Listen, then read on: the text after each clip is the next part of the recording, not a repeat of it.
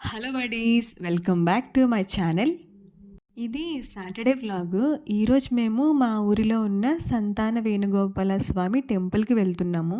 Maximum every Saturday వెళ్తాము, నేను నా ఫ్రెండ్. ఎప్పట్లానే వెళ్ళడానికి రెడీ అవుతున్నా అంతే. మా ఇంట్లోకి అయితే ఒక అతిథి వచ్చారనమాట.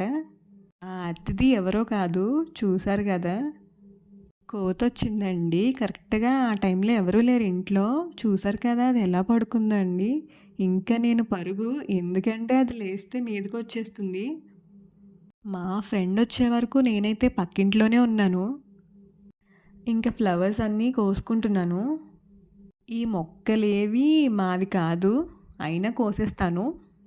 బట్ మా నైబర్స్ అయితే ఏమీ అనరు. ఎందుకంటే ఎవరు పెట్టినా ఆ దేవుడికే కదా! ఇంకా ఎవరికొస్తే ఏముందిలెండి. నేను మళ్ళీ వెనక్కి వెళ్లి చూసా.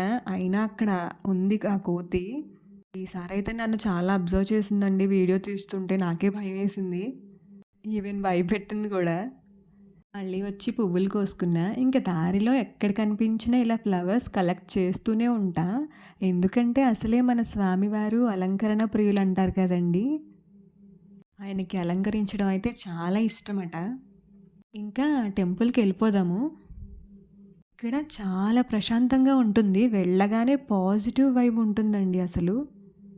మా ఊరిలోనే ఫస్ట్ ధ్వజస్తంభం ఇది. అందరికీ చాలా ప్రత్యేకం. సో, ముందుగా అక్కడ దండం పెట్టేసుకొని ప్రదక్షిణలు స్టార్ట్ చేద్దాం. ఎంట్రీలోనే మనకి బుజ్జి వినాయకుడు ఉంటారిక్కడ. చాలా రకాల పూల మొక్కలు పెంచేవారండి. ఇప్పుడు కూడా ఉన్నాయి కొన్ని. మా చిన్నప్పుడైతే చాలా ఉండేయండి. ఇంకా నేమ్స్ కూడా రాసి అక్కడ పెడతారు. లైక్ దేవదారు పుష్పం, శంకు పుష్పం, పారిజాత పుష్పం ఇలా. వేణుగోపాల స్వామి ఇక్కడ మాకు స్వయంగా వెలిసారండి. ఈ టెంపుల్‌లో అయితే మా ఊర్లో చాలా పెళ్ళిళ్ళు కూడా జరిగాయి.